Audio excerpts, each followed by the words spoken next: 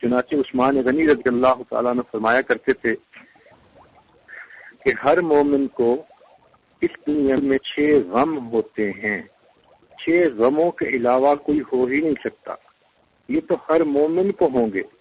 سب سے پہلا غم کہ اہل و عیال ذکر سے غافل نہ کر دیں۔ اللہ رب العزت قرآن مجید میں ارشاد فرماتے ہیں یا ایھا الذین آمنوا، اے ایمان والو، لا تلہکم اموالکم ولا اولادکم عن ذکر اللہ، تمہارے مال اور تمہاری اولادیں تمہیں اللہ کی یاد سے غافل نہ کر دیں۔ یہ اللہ رب العزت کا فرمان ہے۔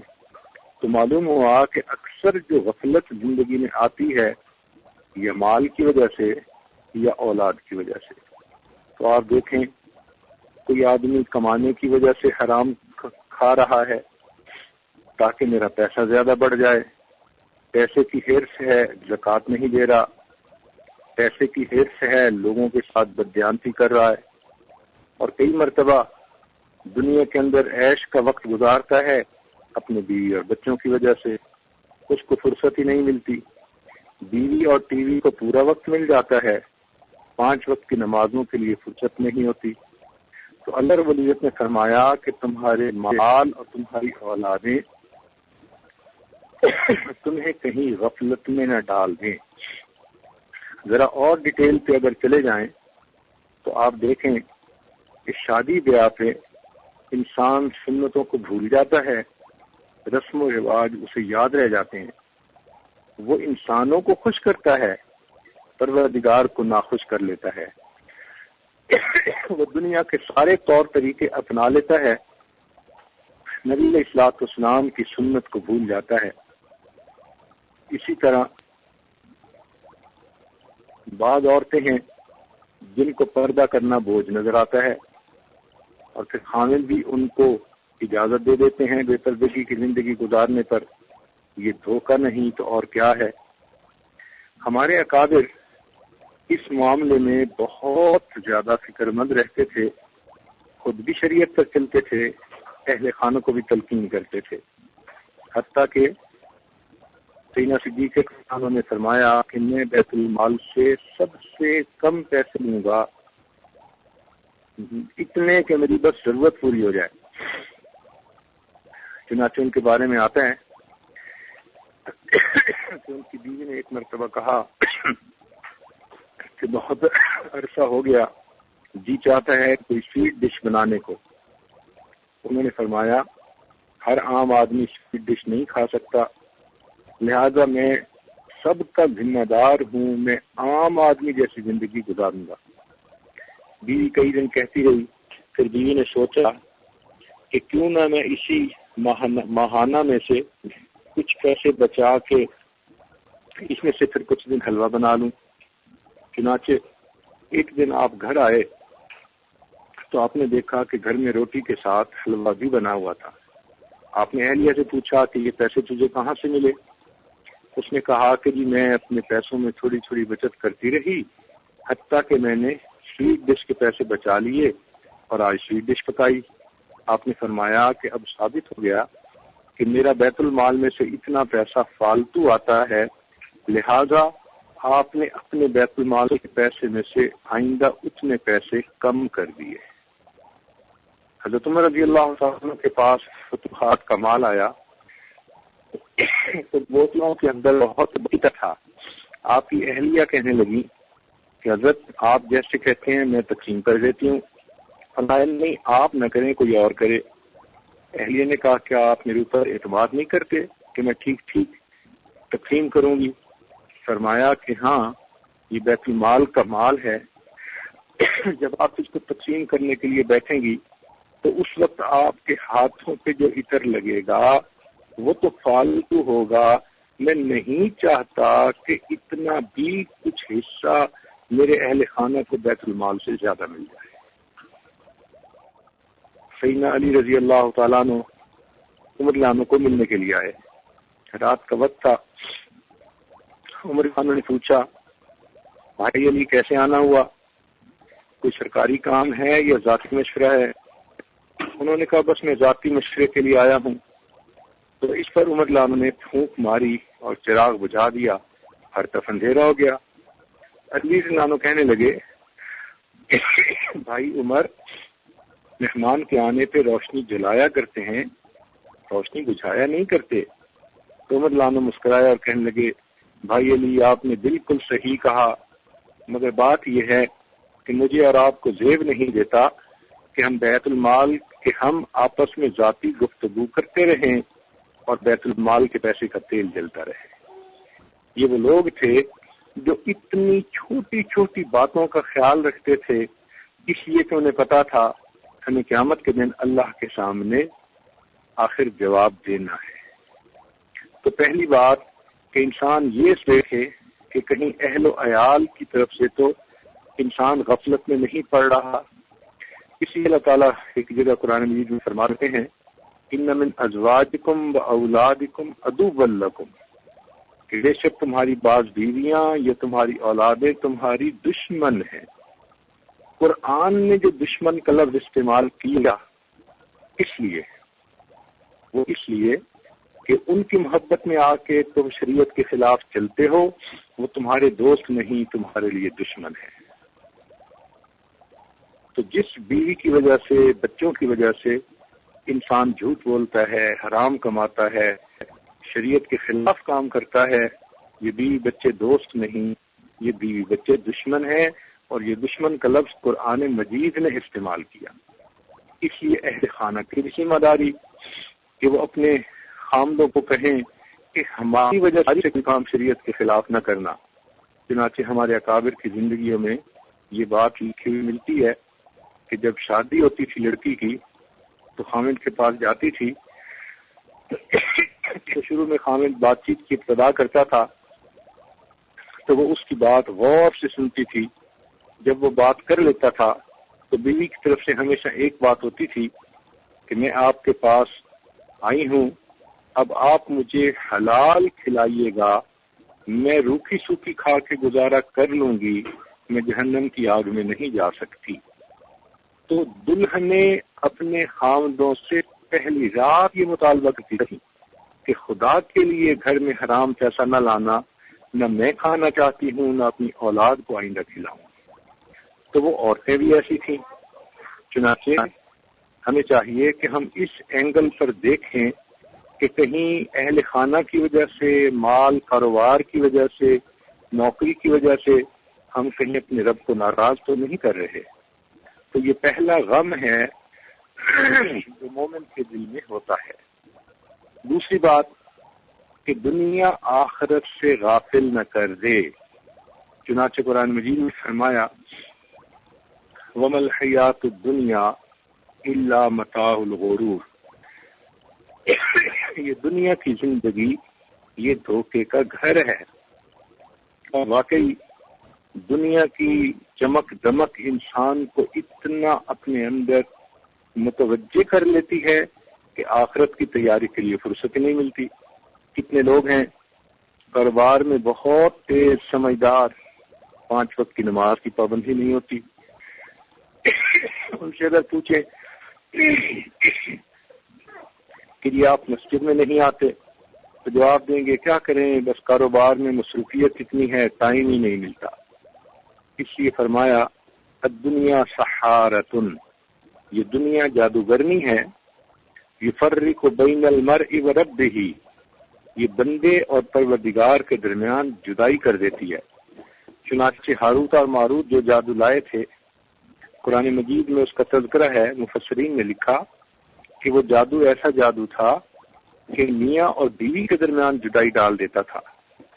یہ دنیا اس سے بڑی جادوگرنی ہوئی کہ جو بندے اور اس کے پروردگار کے درمیان جدائی ڈال دیتے ہیں. چنانچہ ہر چیز کا نعم البدل ہوتا ہے، اللہ تعالیٰ کا بدل کوئی نہیں ہو سکتا. جو اللہ سے جدا ہو گیا اب اس کے لیے کوئی بدل نہیں. تو یہ دنیا ایسی ہے. اسی حدیث پاک میں فرمایا الدنیا حلیوۃ خضرۃ، یہ دنیا بڑی سرسبز ہے اور بڑی میٹھی ہے. عام طور پہ آئس کریم انسان کھائے اپنی پسند کی کہ ونیلا مجھے جو ہے وہ فلاں چاہیے، تو پھر اس کا جی ایک کپ کھانے پہ بھرتا نہیں ہے۔ یہ اور بات ہے کہ انسان یہ سوچے کہ بھائی زیادہ ہو گئی، گلا نہ خراب ہو، موٹا نہ ہو جاؤں، مگر طبیعت بھرتی نہیں ہے، طبیعت چاہتی ہے اور کھائی جائے۔ تو فرمایا کہ دنیا میٹھی ہے، جتنا ملتی جائے بندے کا دل اور کرتا ہے۔ نبی الاسلام نے فرمایا حتیٰ کہ بندے کا دل کرے گا کہ پورا جنگل سونے کا بنا ہوا مجھے مل جاتا، اور اگر وہ مل جائے تو یہ بندہ کہتا کہ مجھے ایک دوسرا جنگل بھی سونے کا بنا ہوا مل جاتا۔ نبی الاسلام نے فرمایا وہ بھی مل جائے تو یہ تمنا کرے گا کاش ان جنگلوں کا بنانے والا بھی میں ہوتا۔ تو اس لیے انسان کے پیٹ کو قبر کی مٹی بھرتی ہے، دنیا سے کبھی انسان کا پیٹ نہیں بھرتا۔ آپ غور کریں، ایک بندہ دکاندار ہے، اس کا اپنا کوئی اسٹور ہے، اب اس سے آپ کہیں کہ بھائی آیا کریں، مسجد میں قرآن کا درس ہوتا ہے، حدیث کا درس ہوتا ہے، سنا کریں، وہ کہے گا جی فرصت ہی نہیں میرے پاس، ٹائم نہیں ملتا۔ اب اسی بندے کو اگر کہا جائے کہ جناب ہم آپ کو ایک اسٹور اور بنا کے دیتے ہیں، کیا آپ چلا لیں گے؟ کہنے لگا جی میں بالکل وقت نکالوں گا۔ تو بھائی اگر دوسرا اسٹور چلانے کے لیے یہ وقت نکال سکتا ہے تو مسجد میں آ کے درس سننے کے لیے وقت کیوں نہیں نکال سکتا؟ اس سے معلوم ہوا کہ ہم واقعی دنیا کے پیچھے ہاتھ دھو کے پڑے ہوتے ہیں، ضروریات سے بہت زیادہ ہمارے پاس ہوتا ہے۔ تو ہمیں تو چاہیے کہ اب شریعت کی پابندی کریں، مگر ہم آخرت کی تیاری کو چھوڑتے ہیں اور دنیا ہی کے اوپر اتنا خوش ہو کے بیٹھتے ہیں کہ جیسے یہ ہمیشہ یہی رہے گی۔ قرآن مجید نے اس لیے تو کہا کہ ایسے گھر بناتے ہیں لعلکم تخلدون، کہ جیسے تم نے ہمیشہ انہی گھروں میں رہنا ہے، حالانکہ یہ تو عارضی گھر ہیں، بالآخر دنیا سے انسان چلا جائے گا۔ ایک دفعہ ہماری ملاقات ایک بوڑھے سے ہوئی جس کی عمر 85 سال تھی، تو اس کو اس حاجت نے کہہ دیا کہ جی آپ اب تو فارغ ہیں، نماز کی پابندی کیا کریں۔ تو اس نے اپنے گھٹنے پہ ہاتھ رکھا اور کہا کہ پیر صاحب دعا کریں یہ گھٹنے کی درد ٹھیک ہو جائے، میں نماز شروع کر دوں گا۔ عجیب، یعنی 85 سال میں جو گھٹنے کی درد کے ٹھیک ہونے کے انتظار میں ہے کہ پھر میں نماز پڑھوں گا، اس کو دھوکہ نہ کہیں گے تو اور کیا کہیں گے۔ چنانچہ ایک مرتبہ ایک صاحب سے ملاقات ہوئی، وہ بیوروکریٹ تھے اور سیکٹری لیول کے آدمی تھے۔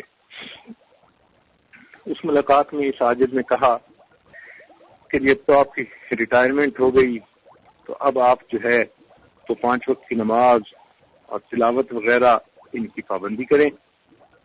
تو انہوں نے آگے سے اپنے پوتے کو اٹھایا ہوا تھا جو تقریباً 1 سال کا تھا، تو وہ کہنے لگے پیر صاحب میں نے اپنے دل میں ایک ارادہ کر لیا ہے، عہد کر لیا ہے۔ میں نے پوچھا کیا؟ کہنے لگے عہد یہ کیا ہے کہ میں اپنے اس پوتے کو حافظ بناؤں گا، اور جس دن یہ امامت کروائے گا بس میں نے 5 وقت کی فرض نماز اس دن سے شروع کر دینی ہے۔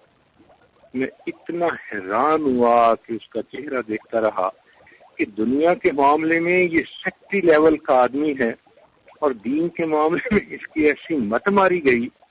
کیا اس کو یقین ہے کہ یہ بچہ جوان ہوگا؟ کیا اس کو یقین ہے کہ یہ بچہ حافظ بنے گا؟ کیا اس کو یہ اطلاع مل گئی کہ جب یہ پہلی بار قرآن سنانا شروع کرے گا تو اس وقت تک خود سیکٹری صاحب زندہ رہیں گے؟ کیا پتہ پہلے موت آ جائے۔ تو اس لیے یہ دھوکہ اسی کو تو کہتے ہیں کہ بندے نے سوچا ہوتا ہے۔ چنانچہ کتنے دوست ہمیں ایسے بھی ملتے ہیں، اور جی میں نے نیت کر لی ہے میں انشاءاللہ حج پہ جاؤں گا نا تو میں اس وقت سے بس چہرے پہ سنت سجا لوں گا۔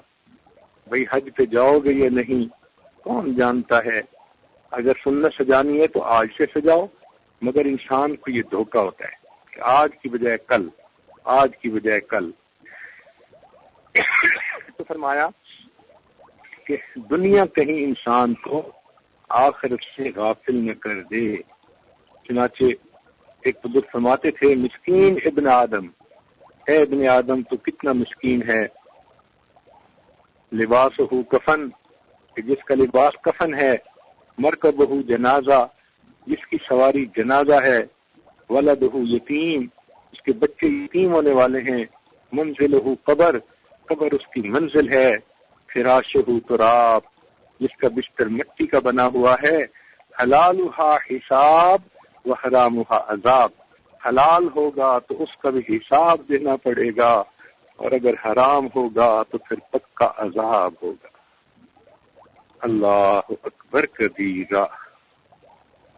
تیسرا فرماتے تھے کہ یہ غم ہوتا ہے انسان کو کہ شیطان اعمال کو باطل نہ کر دے، چنانچہ یہ مستقل ایک فکر ہے کہ ہمارا پکا دشمن جس کا نام شیطان ہے وہ ہمارے پیچھے پڑا ہوا ہے۔ اللہ رب العزت نے قرآن مجید میں واضح لفظوں میں فرمایا، ان الشیطان لکم عدو فاتخذوہ عدوا، کہ لوگو شیطان تمہارا دشمن ہے، تم اس کو دشمن ہی بنا کے رکھو۔ چنانچہ یہ شیطان ہمارے پیچھے پڑا رہتا ہے اور ہمیں اعمال سے محروم کرتا ہے۔ اب ذرا غور کرنا کہ یہ کیسے اعمال سے محروم کرتا ہے۔ 3 طریقے ہیں، یہ بات بہت اچھی طرح ذہن میں بٹھا لیں کہ شیطان کے 3 طریقے ہیں جن طریقوں سے وہ انسان کو اعمال سے محروم کرتا ہے۔ سب سے پہلا طریقہ کہ وہ نیک عمل کرنے کے بارے میں ذہن میں ڈالتا ہے کہ اچھا کر لینا، یہ نہیں کہ ابھی نہیں کر لوں گا، میں کل سے نمازی بن جاؤں گا، بس میں آئندہ جب پہلا سال شروع ہوگا تو نئے سال سے میں یہ کروں گا، میں حج شروع کروں گا تو اس وقت سے میں توبہ کر لوں گا۔ یہ جو ہے نا سوف افعل، میں کل کروں گا، فرمایا ہلک المتصوفون، کل کرنے والے ہلاک ہو گئے۔ کون جانتا ہے زندگی میں کل آئے گی یا نہیں آئے گی؟ تو سب سے پہلے تو وہ مؤخر کرواتا ہے، اچھا کل سے یہ شروع کریں گے۔ اور آپ اگر غور کریں تو واقعی انسان ایسے ہی کرتا ہے، کوئی بھی کام ہو نیکی کا، اچھا کل سے شروع کریں گے، اللہ کے راستے میں خرچ کرنا ہے، اچھا پہلی تاریخ سے ہم انشاءاللہ کچھ صدقہ دیں گے۔ اتنی نیکی کے بارے میں یہ نہیں کہ ابھی شروع کریں۔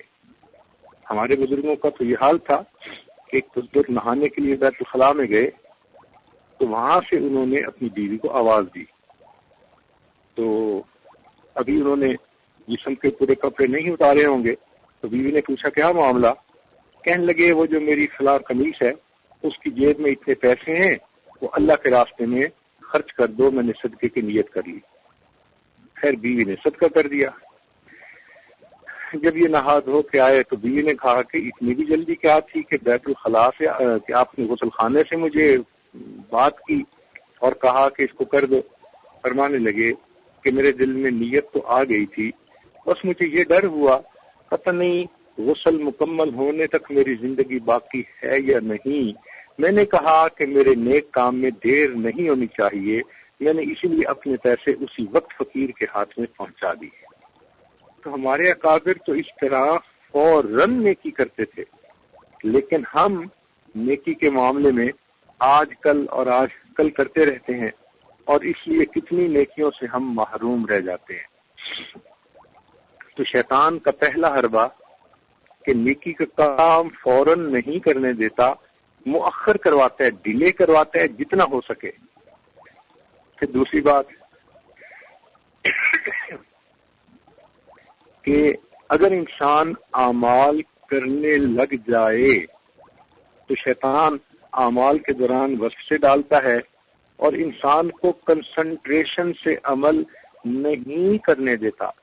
اس کو پتہ ہے کہ اگر کنسنٹریشن کے ساتھ اس نے نماز پڑھ لی تو اس کو تو بہت زیادہ ثواب ملے گا، اس پر تو سونے کا بھاؤ لگ جائے گا، لہذا اس کے دل میں وسوسے ڈالو تاکہ نہ اس کی توجہ رہے گی اور اس کی نماز کے اوپر لوہے کا بھاؤ لگے گا۔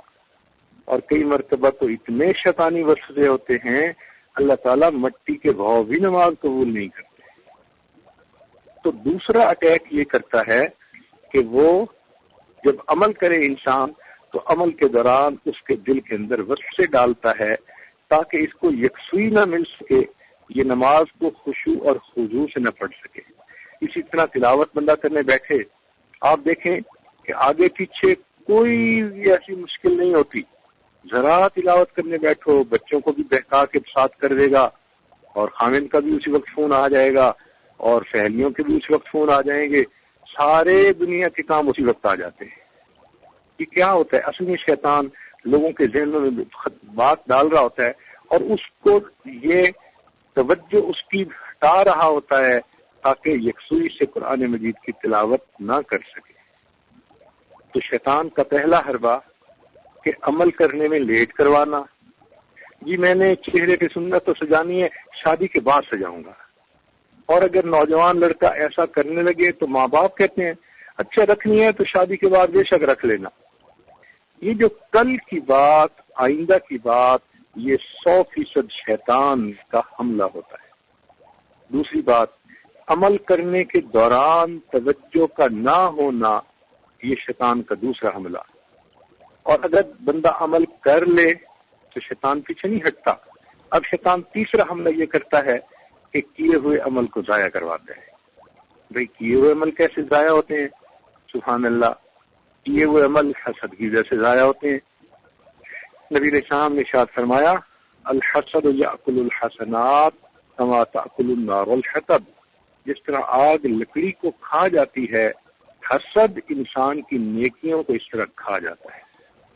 اب بتائیں کہ کی ہوئی نیکی ضائع کروا دی، یا کوئی شرکیہ عمل یا بات کروا دیتا ہے، اس لیے کہ کوئی بھی شرکیہ کام کرنے سے لیحبطن عمل، قرآن مجید میں ہے کہ پچھلے ساری زندگی کے عمل ضائع ہو جاتے ہیں۔ یا کسی کی غیبت کروا دی تو غیبت کروانے سے کیا ہوتا ہے کہ اس بندے کے نیک عمل کسی اور کو دے دیے جاتے ہیں، گویا یہ عمل سے محروم ہو گیا۔ اب بتائیں ہمارے دل میں کتنوں کے بارے میں حسد ہے، کتنوں کے بارے میں کینہ ہے، کتنوں کی ہم غیبت کرتے ہیں، اور کتنی باتیں ایسی کر جاتے ہیں جو شرکیہ ہوتی ہیں، تو عمل کہاں بچے؟ تو یہ شیطان کا حملے کا تیسرا جو ہے وہ حصہ ہوتا ہے۔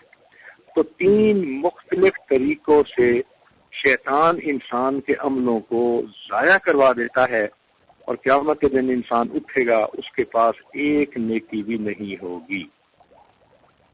تو مومن کو جو 6 غم ہوتے ہیں ان میں پہلا غم اہل و عیال ذکر سے غافل نہ کر دیں، دوسرا غم دنیا آخرت سے غافل نہ کر دے، تیسرا غم شیطان اعمال کو باطل نہ کر دے،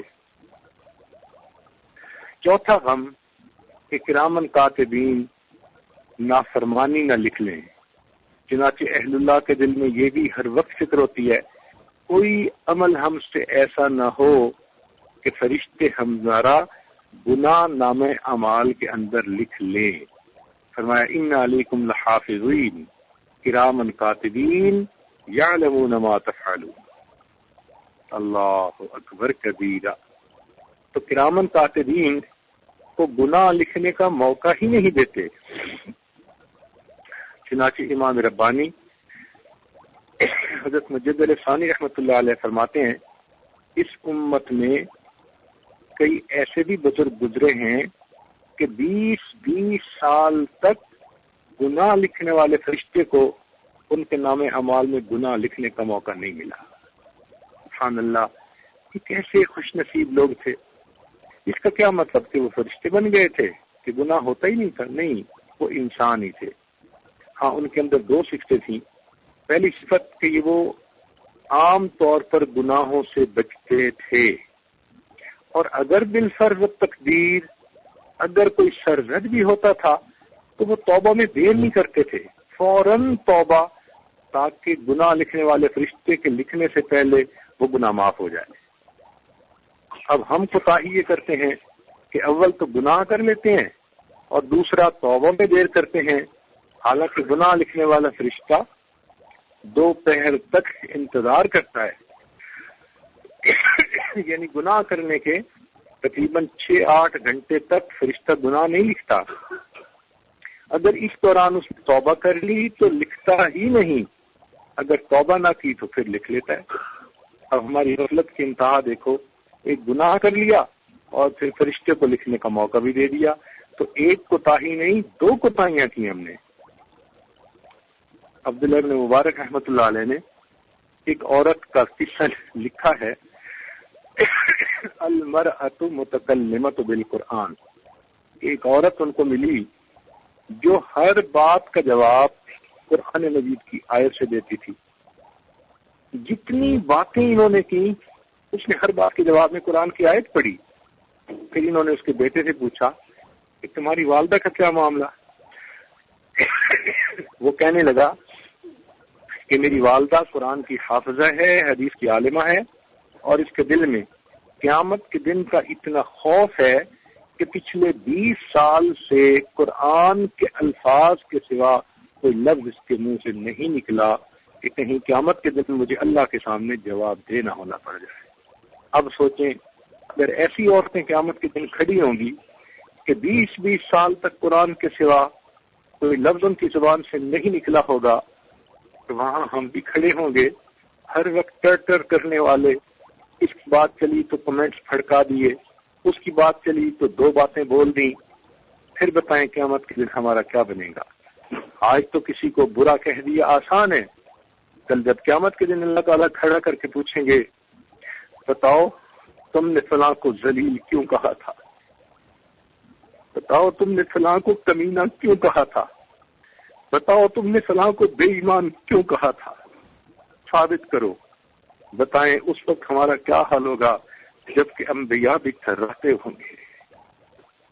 تو واقعی ہم اس سلسلے میں بہت کوتاہی کرتے ہیں کہ ہم گناہ بھی کر بیٹھتے ہیں اور پھر کرامن کاتبین کو لکھنے کا موقع بھی دے دیتے ہیں۔ ہمیں چاہیے کہ اول اللہ سے حفاظت مانگیں کہ ہم گناہ ہی نہ کریں، اور دوسرا اگر سرزد ہو جائے تو فوراً توبہ کرے۔ اللہ تعالیٰ قرآن مجید میں فرماتے ہیں انما التوبۃ علی اللہ للذین یعملون السوء بجہالۃ ثم یتوبون من قریب، کہ جہالت کی وجہ سے وہ ایسا عمل کر تو بیٹھتے ہیں مگر فوراً توبہ کر کے اپنے اللہ کو منا لیتے ہیں۔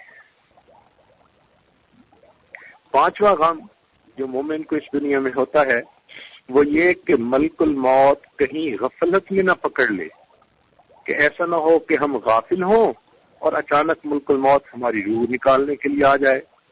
چنانچہ وہ ہر وقت اللہ کی طرف متوجہ رہتے تھے، فرماتے تھے جو دم غافل سو دم کافر، جو سانس غفلت میں گزر گیا گویا کہ وہ سانس کفر کی حالت میں گزر گیا۔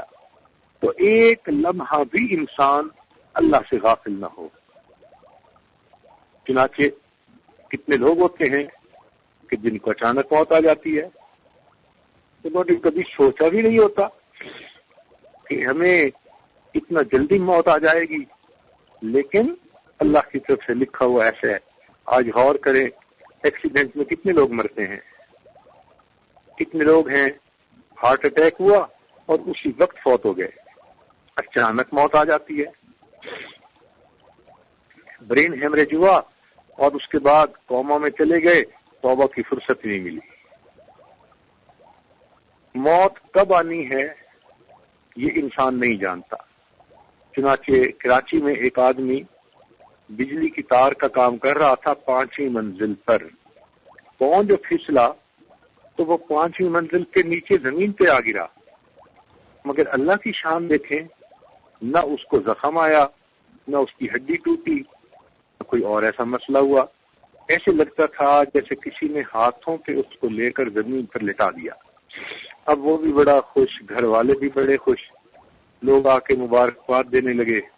2 دن گزرے کہ اس کے 2 دوست آئے اس سے ملاقات کرنے کے لیے، انہوں نے بھی مبارکباد دی اور کہا ان میں سے ایک نے کہ یار تمہیں اللہ نے نئی زندگی دی تو ہمیں مٹھائی تو کھلاؤ۔ وہ کہنے لگا یہ میرے گھر کے بالکل سامنے ایک سویٹ کی شاپ ہے، میں ابھی آپ کے لیے وہاں سے نا تازہ مٹھائی لے کے آتا ہوں۔ یہ کہہ کے وہ اپنے ڈرائنگ روم سے گھر آیا کہ تاکہ پیسے لے اور دکان پر جائے، تو گھر میں فرش تازہ تازہ دھویا ہوا تھا۔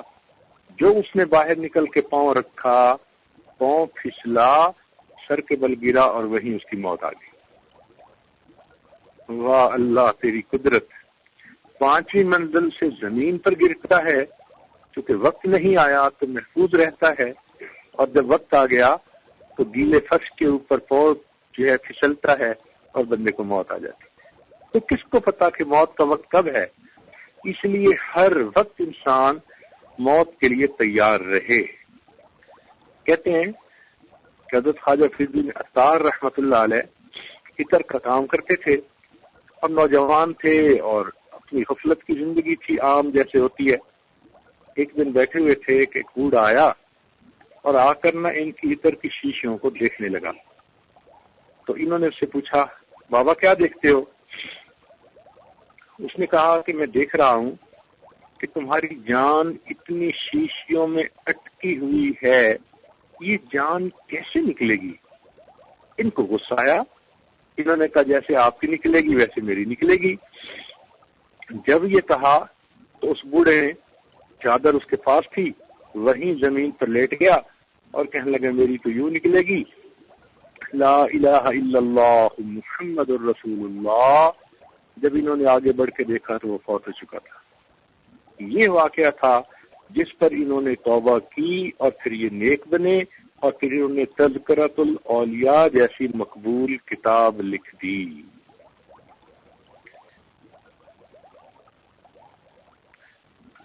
چنانچہ ایک بزرگ تھے، ان کی کچھ کیفیت آخری لمحات والی تھی، تو وہ چارپائی پر اللہ سے لو لگائے لیٹے ہوئے تھے۔ ان کی ایک بیٹی تھی، چھوٹی سی، اس کی عمر تھی کوئی 2.5 سال 3 سال، اپنے باپ سے بہت محبت کرتی تھی۔ تو وہ بیٹی کمرے میں آئی اور ابو سے کہنے لگی ابو آپ آنکھیں کھولیں، آپ جاگیں، آپ میرے ساتھ کھیلیں، مگر وہ تو خاموش اسی طرح لیتے رہے، انہوں نے کوئی ریسپونڈ نہ کیا۔ اب اس پر وہ چھوٹی سی بچی جو تھی وہ ان سے روٹھ گئی، ابو آپ مجھ سے نہیں بولتے، اچھا میں آپ سے نہیں بولتی، اور دوسرے کمرے میں جا کے رونا شروع کر دیا۔ ماں نے پوچھا بیٹی کیوں روتی ہو؟ اس نے کہا ابو مجھ سے نہیں بولتے، میں ابو سے نہیں بولتی، میں نے کاٹی کر دی۔ تو ماں اس کو اٹھا کے لے آئی اور اپنی میاں سے کہنے لگی دیکھیں نا یہ حفصہ آپ سے ناراض ہو گئی ہے، آپ کیوں نہیں آنکھیں کھولتے، کیوں نہیں اس سے بات چیت کرتے؟ جب بیوی نے یہ کہا تو خامد نے آنکھ کھولی، فرمایا کون سی حفصہ اور کیسی حفصہ، ہم نے تو اپنے یار کو منا لیا، لا الہ الا اللہ محمد الرسول اللہ، اور ان کی وفات ہو گئی۔ جنہوں نے محنتیں کی ہوتی ہیں موت کے وقت وہ مخلوق کو کہاں پہچانے؟ پھر تو وہ یہی کہیں گے موت کے وقت کون سی حفصہ اور کیسی حفصہ، ہم نے تو اپنے یار کو منا لیا، لا الہ الا اللہ محمد الرسول اللہ۔ تو انسان ایسی زندگی گزارے کہ موت کے وقت اس کو ایمان پر جانے کی سعادت نصیب ہو جائے۔ اب اس کا ایک جو ہے وہ حل سن لیجئے۔ حدیث پاک میں آتا ہے کہ جو بندہ مسواک کی پابندی کرتا ہے، یعنی وضو کرتے ہوئے مسواک کرنا سنت مبارکہ ہے، جو اس کی پابندی کرتا ہے تو حدیث پاک میں ہے کہ سنت مسواک کی پابندی کرنے سے اللہ تعالی آخر وقت میں اس کو 2 انعام دیتے ہیں۔ پہلا انعام ملک الموت آتے ہیں اور شیطان کو مار کر اس بندے سے دور بھگا دیتے ہیں کہ یہ آخری وقت میں کہیں خلل نہ ڈال دے، اور دوسرا اس بندے کو بتا دیتے ہیں کہ تمہاری روح قبض کرنے کے لیے آیا ہوں تاکہ وہ کلمہ پڑھ سکے۔ اب بتائیں کہ مسواک کی سنت کی پابندی پر کتنا بڑا انعام ملا۔ ایک تو شیطان کو بدبخت شیطان کو بھگا دیا گیا اور دوسرا کلمہ یاد دلا دیا گیا۔ کاش کہ اللہ تعالی ہمیں بھی کلمے کے ساتھ اس دنیا سے جانے کی توفیق عطا فرمائے۔ اور دوسرا ہمارے بزرگوں نے لکھا ہے کہ جو اللہ والوں کی صحبت میں رہتا ہے، ان سے تعلق جوڑتا ہے، تو فرمایا کہ لا یشقى جلیسہم، ان کے پاس بیٹھنے والا بدبخت نہیں ہوتا۔ اور محدثین نے لکھا کہ بدبخت وہ ہوتا ہے جو آخری وقت میں ایمان سے محروم ہو جائے۔ اب جب حدیث میں نبی علیہ السلام نے فرمایا کہ اللہ والوں سے تعلق رکھنے والا بدبخت نہیں ہوتا، اس کا مطلب کہ اس کی برکت سے اللہ آخری وقت میں پھر کلمے کی توفیق عطا فرما دیتے ہیں۔ چھٹا غم جو مومن کو اس دنیا میں ہوتا ہے وہ یہ کہ کہیں کسی عمل پر اللہ تعالیٰ ناراض نہ ہو اور اللہ تعالیٰ کی خفیہ تدبیر انسان کو ایمان سے محروم نہ کر دے.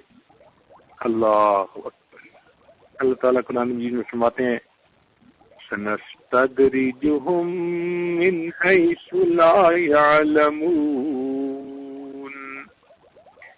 کہ بعض ایسے لوگ ہوتے ہیں نیکیاں کر رہے ہوتے ہیں، ہم آہستہ آہستہ آہستہ ان کو درجہ بدرجہ اس طرح نیچے اتارتے ہیں ان کو پتہ بھی نہیں چلتا اور وہ نیکیوں سے محروم ہو جاتے ہیں.